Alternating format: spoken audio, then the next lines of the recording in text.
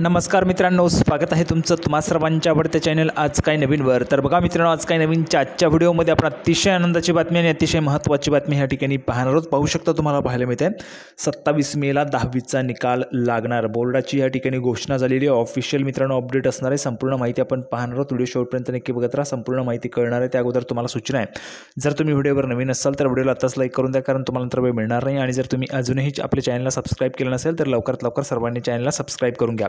तर बघा 27 मेला बोर्डाचा निकाल या ठिकाणी लागणार आहे, त्या संदर्भाची संपूर्ण माहिती आपण पाहूया।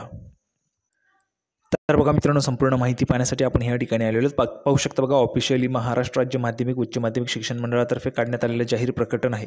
जर आपण पाहिलं तर बघा, माध्यमिक शालांत प्रमाणपत्र परीक्षा म्हणजे इयत्ता 10वीच्या परीक्षेचा 2024च्या निकालासंदर्भात या ठिकाणी हे परिपत्रक काढण्यात आले।